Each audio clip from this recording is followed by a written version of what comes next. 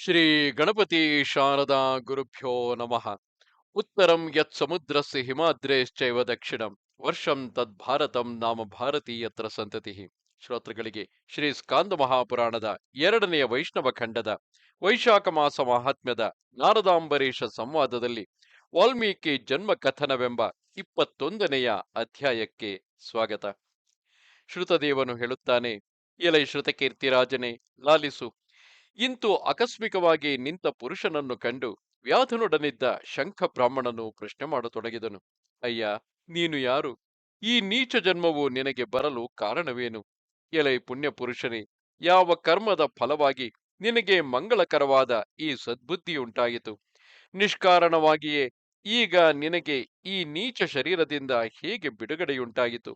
ಇವುಗಳೆಲ್ಲವನ್ನು ನಮಗೆ ವಿಸ್ತಾರವಾಗಿ ತಿಳಿಯುವಂತೆ ಹೇಳು.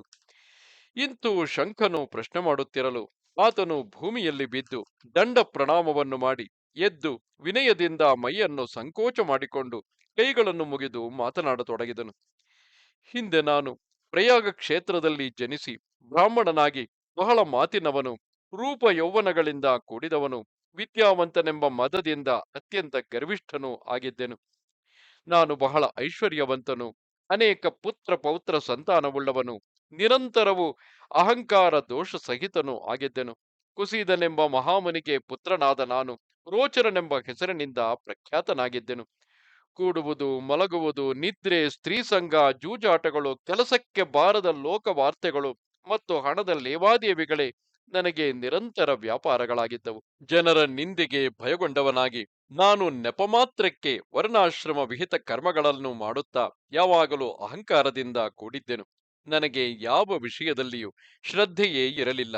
ಇಂತು ನಾನು ದುಷ್ಟಬುದ್ಧಿಯೂ ದುರಾಚಾರಿಯೂ ಆಗಿ ಬಹಳ ಕಾಲವನ್ನು ವ್ಯರ್ಥವಾಗಿ ಕಳೆದೆನು. ಒಮ್ಮೆ ವೈಶಾಖ ಮಾಸವು ಪ್ರಾಪ್ತವಾಗಲು ಜಯಂತ ನಾಮಕನಾದ ಬ್ರಾಹ್ಮಣೋತ್ತಮನೊಬ್ಬನು ಭಗವದ್ಭಕ್ತರಿಗೆ ಅತ್ಯಂತ ಪ್ರೀತಿಕರಗಳಾದ ಆ ಮಾಸದ ಧರ್ಮಗಳನ್ನು ಆ ಪುಣ್ಯ ಕ್ಷೇತ್ರದಲ್ಲಿ ವಾಸ ಮಾಡುತ್ತಿರುವ ಪುಣ್ಯಾತ್ಮರಾದ ಬ್ರಾಹ್ಮಣೋತ್ತಮರಿಗೆ ಶ್ರವಣ ಮಾಡಿಸುತ್ತಿದ್ದನು.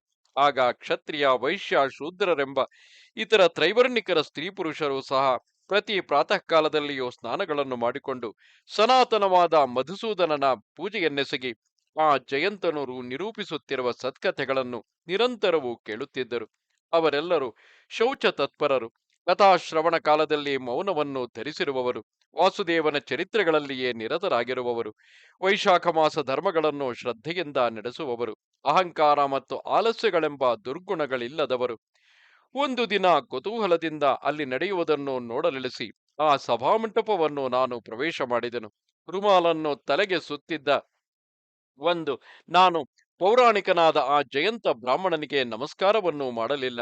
ನಾನು ತಾಂಬೂಲವನ್ನು ಬಾಯಿಯಲ್ಲಿ ಮೆಲ್ಲುತ್ತಾ ಅಂಗಿಯನ್ನು ಧರಿಸಿ ಕುಳಿತಿದ್ದೆನು ಮತ್ತು ಲೋಕದ ಸಮಾಚಾರಗಳನ್ನೆಲ್ಲ ಚಿತ್ರ ವಿಚಿತ್ರವಾಗಿ ವರ್ಣಿಸುತ್ತಾ ಸತ್ಕಥಾ ಕಲಾಕ್ಷೇಪಕ್ಕೆ ವಿಘ್ನವನ್ನು ಉಂಟು ಮಾಡುತ್ತಿದ್ದೆನು. ಈ ನನ್ನ ಲೋಕ ವಾರ್ತೆಗಳಿಂದ ಸಕಲರಿಗೂ ಮನಶ್ಚಾಂಚಲ್ಯ ಉಂಟಾಯಿತು. ನಾನು ವಸ್ತ್ರಗಳನ್ನು ಬೀಸುತ್ತಾ ಪೌರಾಣಿಕನನ್ನು ನಿಂದಿಸುತ್ತಾ ಆತನನ್ನು ಅಣಗಿಸಿ ನಗುತ್ತಾ ಕಾಲವನ್ನು ಕಳೆಯುತ್ತಿದ್ದೆನು. ಈ ವಿಧವಾಗಿ ಕಥಾ ಕಾಲಕ್ಷೇಪವು ನಡೆಯುತ್ತಿರುವವರೆಗೂ ನಾನು ಕಾಲವನ್ನು ಕಳೆಯುತ್ತಿದ್ದೆನು. ಬಳಿಕ ಆ ದೋಷದ ಫಲವಾಗಿಯೇ ತತ್ಕ್ಷಣದಲ್ಲಿಯೇ ನಾನು ಅಲ್ಪಾಯುಷ್ಯವಂತನೂ ನಷ್ಟ ಬುದ್ಧಿಯುಳ್ಳವನೂ ಆಗಿ ಒಂದಾನೊಂದು ದಿನದಲ್ಲಿ ಸನ್ನಿಪಾತ ಜ್ವರದಿಂದ ಪೀಡಿತನಾಗಿ ಮರಣವನ್ನು ಹೊಂದಿದೆನು. ಯಮಲೋಕಕ್ಕೆ ಹೋಗಿ ಕಾದ ಸೀಸದ ದ್ರವದಿಂದ ತುಂಬಿದ ನರಕವನ್ನು, ಹಲಾಹಲ ವಿಷದ ನರಕವನ್ನು ಪಡೆದು 14 ಮನ್ವಂತರಗಳು ಕಳೆಯುವವರೆಗೂ ಅನೇಕ ಯಾತನೆಗಳನ್ನು ಅನುಭವಿಸಿದನು. ಬಳಿಕ ಭೂಲೋಕಕ್ಕೆ ಬಂದು ಕ್ರಮವಾಗಿ 84 ಲಕ್ಷ ಪ್ರಕಾರಗಳಾದ ಯೋನಿಗಳಲ್ಲಿಯೂ ಜನ್ಮಗಳನ್ನು ಪಡೆದು ಈಗ ಈ ಆಲದ ಮರದಲ್ಲಿ ಸರ್ಪ ಶರೀರವನ್ನು ತಾಳಿ ವಾಸ ಮಾಡುತ್ತಿದ್ದೆನು. 10 ಯೋಜನಗಳ ಸುತ್ತಳತೆಯೂ 100 ಯೋಜನಗಳ ಎತ್ತರವೂ ಉಳ್ಳ ಈ ವೃಕ್ಷದಲ್ಲಿ 100 ಯೋಜನಗಳ ವಿಸ್ತಾರವಾದ ಪೊಟರೆಯೊಂದಿದ್ದಿತು.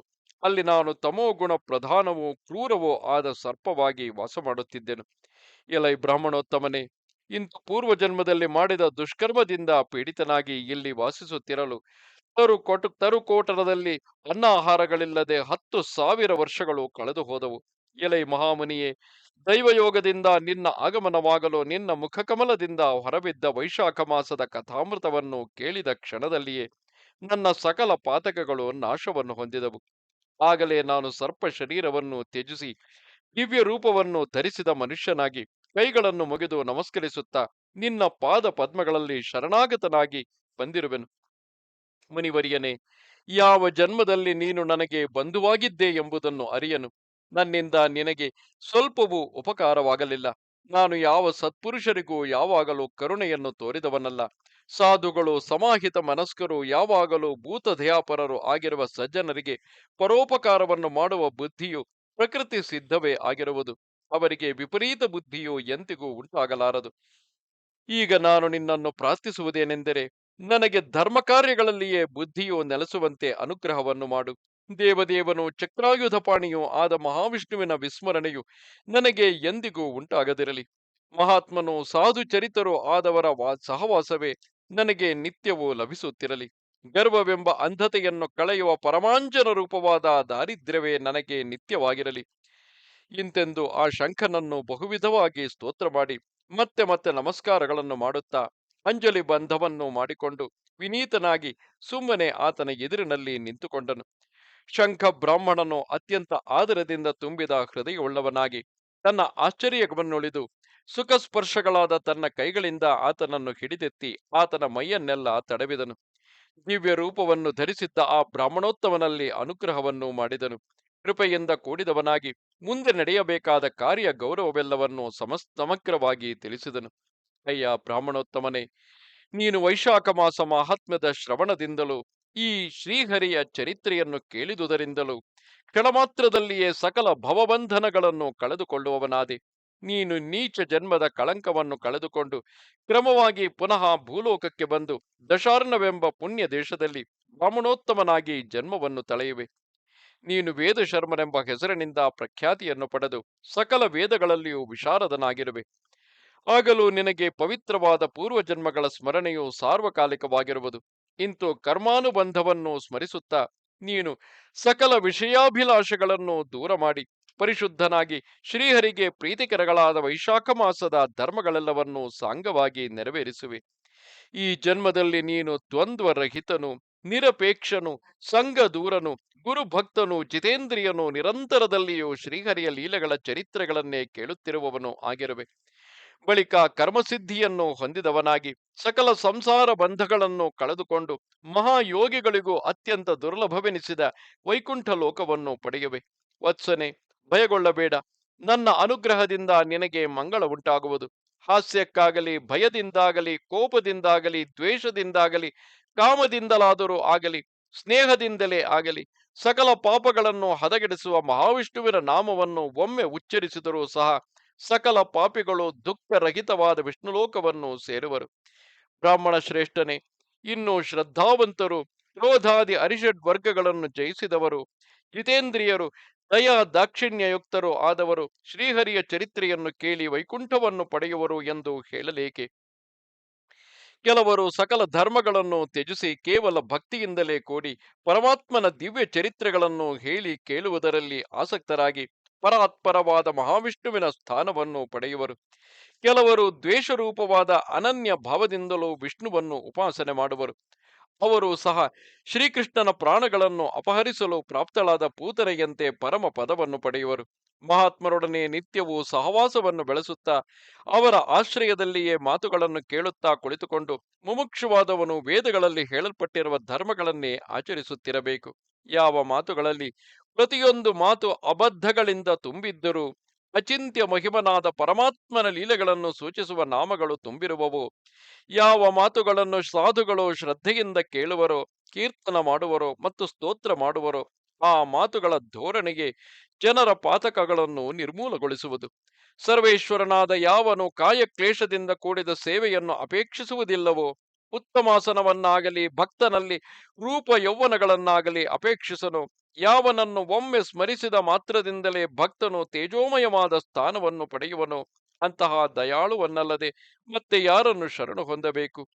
ನೀನು ಕೂಡ ಜರಾಮರಣ ವರ್ಜಿತನು, ಭಕ್ತವತ್ಸರನು, ಸ್ಥೂಲ ದೃಷ್ಟಿಗೆ ಅಗೋಚರನು, ಕೇವಲ ಶುದ್ಧ ಮನಸ್ಸಿನಿಂದ ತಿಳಿಯಲ್ಪಡತಕ್ಕವನು, ದಯಾ ಸಮುದ್ರನು ಆದ ಆ ನಾರಾಯಣನನ್ನೇ ಶರಣು ಹೊಂದುವವನಾಗು. ಮಹಾಬುದ್ಧಿಯೇ, ವೈಶಾಖ ಮಾಸ ಕರ್ತವ್ಯಗಳೆಂದು ಹೇಳಲ್ಪಟ್ಟಿರುವ ಈ ಧರ್ಮಗಳೆಲ್ಲವನ್ನು ನೀನು ನೆರವೇರಿಸು. ಅವುಗಳಿಂದ ಸಂತೋಷಗೊಂಡು ಜಗನ್ನಾಥನು ನಿನಗೆ ಶ್ರೇಯಸ್ಸನ್ನು ಅನುಗ್ರಹಿಸುವನು. ಇಂತೆಂದು ಶಂಖ ಬ್ರಾಹ್ಮಣನು ಹೇಳಿ ವಿಸ್ಮೃತ ಹೃದಯದವನಾಗಿ ವ್ಯಾಧನನ್ನು ನೋಡುತ್ತಾ ಸುಮ್ಮನಾದನು. ಆ ದಿವ್ಯ ಪುರುಷನಾದರೂ ಪುನಃ ಮುನಿಪುಂಗವನಾದ ಆತನನ್ನು ಕುರಿತು ಹೇಳತೊಡಗಿದನು. ದಿವ್ಯ ಪುರುಷನು ಹೇಳುತ್ತಾನೆ, ಶಂಖನೇ, ನಾನೇ ಧನ್ಯನು. ದಯಾಳುವಾದ ನಿನ್ನಿಂದ ಅನುಗ್ರಹೀತನಾಗಿರುವೆನು. ದೈವಯೋಗದಿಂದ ನನ್ನ ನೀಚ ಜನ್ಮವು ಕಳೆದು ಹೋಯಿತು. ಇನ್ನು ಉತ್ತಮ ಗತಿಯನ್ನು ಪಡೆಯುವೆನು. ಇಂತೆಂದು ಆತನಿಗೆ ಪ್ರದಕ್ಷಿಣೆಯನ್ನು ಮಾಡಿ ಆತನ ಅನುಜ್ಞೆಯನ್ನು ಪಡೆದು ಸ್ವರ್ಗಲೋಕಕ್ಕೆ ಹೊರಟು ಹೋದನು. ಎಲೈ ಶ್ರುತಕೀರ್ತಿಯೇ, ಬಳಿಕ ಸಾಯಂಕಾಲವಾಗಲು ಆ ಬ್ರಾಹ್ಮಣನು ವ್ಯಾಧನಿಂದ ಬಹುವಾಗಿ ಉಪಚರಿಸಲ್ಪಟ್ಟನು.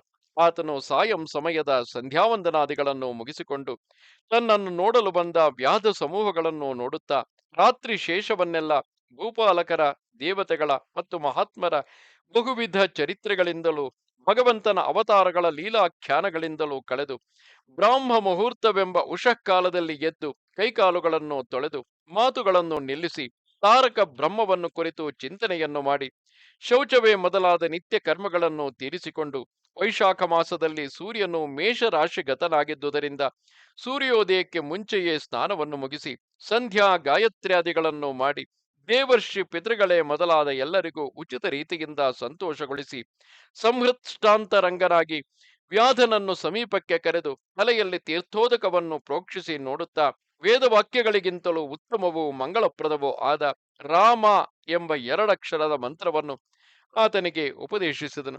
ಮಹಾವಿಷ್ಣುವಿನ ಒಂದೊಂದು ನಾಮವು ಚತುರ್ವೇದಗಳಿಗೂ ಅಧಿಕವೆಂದು ಹೇಳಲ್ಪಟ್ಟಿರುವುದು. ಆತನ ಅನಂತಗಳಾದ ನಾಮಗಳಲ್ಲಿಯೂ ಸಹಸ್ರನಾಮ ಕದಂಬವು ಉತ್ತಮವು. ಶ್ರೀರಾಮನಾಮವಾದರೂ ಅಂತಹ ಮಹಾಮಹಿಮಾನ್ವಿತವಾದ ಒಂದು ಸಹಸ್ರ ನಾಮಕ್ಕೆ ಸಮವೆನಿಸಿರುವುದು. ಇಲೈ ವ್ಯಾಧನೆ, ಆದುದರಿಂದ ರಾಮ ಎಂಬುವ ಸ್ವಾಮಿಯ ನಾಮವನ್ನೇ ಜಪಿಸುತ್ತಿರು ಮತ್ತು ನಾನು ನಿರೂಪಿಸಿರುವ ವೈಶಾಖ ಧರ್ಮಗಳೆಲ್ಲವನ್ನು ಮರಣಕಾಲದ ಪರ್ಯಂತವೂ ಶ್ರದ್ಧೆಯಿಂದ ನಡೆಸುತ್ತಿರು. ಅದರ ಫಲವಾಗಿ ನಿನಗೆ ವಾಲ್ಮೀಕನೆಂಬ ಮಹರ್ಷಿಯ ಉತ್ತಮ ಕುಲದಲ್ಲಿ ಜನ್ಮ ಉಂಟಾಗುವುದು. ನೀನು ವಾಲ್ಮೀಕಿ ಎಂಬ ಹೆಸರಿನಿಂದ ಭೂಮಂಡಲದಲ್ಲಿ ವಿಶೇಷವಾದ ಪ್ರಖ್ಯಾತಿಯನ್ನು ಪಡೆಯುವೆ. ಇಂತೆಂದು ವ್ಯಾಧನಿಗೆ ಅಪ್ಪಣೆಯನ್ನು ಮಾಡಿ ಆ ಶಂಖ ಬ್ರಾಹ್ಮಣನು ದಕ್ಷಿಣ ದಿಕ್ಕನ್ನು ಕುರಿತು ಪ್ರಯಾಣ ಮಾಡಿದನು. ವ್ಯಾಧನು ಸಹ ಆತನಿಗೆ ಪ್ರದಕ್ಷಿಣೆಯನ್ನು ಮಾಡಿ ಪುನಃ ಪುನಃ ನಮಸ್ಕರಿಸಿದನು. ಸ್ವಲ್ಪ ದೂರದವರೆವಿಗೂ ಆತನನ್ನು ಹಿಂಬಾಲಿಸಿ ಆತನ ಅಗಲಿಕೆಯಿಂದ ದುಃಖಗೊಂಡು ಅಳುತ್ತಾ ಆತನು ಕಣ್ಣಿಗೆ ಬೀಳುವವರೆಗೂ ಆತನ ಮಾರ್ಗವನ್ನೇ ನೋಡುತ್ತಿರುವವನಾಗಿ ಆತನನ್ನೇ ಕುರಿತು ಮನಸ್ಸಿನಲ್ಲಿ ಚಿಂತಿಸುತ್ತಾ ಬಹಳ ಕಷ್ಟದಿಂದ ತನ್ನ ಶಿಬಿರಕ್ಕೆ ಹಿಂತಿರುಗಿದನು. ಛಾಯಾರಹಿತವಾದ ಆ ಮಾರ್ಗದಲ್ಲಿ ಮರಗಳನ್ನು ನಡೆಸಿ ವನಗಳನ್ನು ಬೆಳೆಸಿ ನಿರ್ಮಲವಾದ ಪಾನೀಯ ಶಾಲೆಯೊಂದನ್ನು ಅಲ್ಲಿ ನಿರ್ಮಾಣ ಮಾಡಿದನು. ಅರಣ್ಯದಲ್ಲಿ ಸಂಗ್ರಹಿಸಿದ ಬೇಲ, ಹಲಸು, ನೇರಿಳೆ, ಮಾವು ಮುಂತಾದ ವಿವಿಧ ಫಲಗಳಿಂದ ಸರ್ವೋತ್ಕೃಷ್ಟಗಳಾದ ಆ ವೈಶಾಖ ಧರ್ಮಗಳೆಲ್ಲವನ್ನು ಶ್ರದ್ಧಾನ್ವಿತನಾಗಿ ಮಾಡುತ್ತಿದ್ದನು.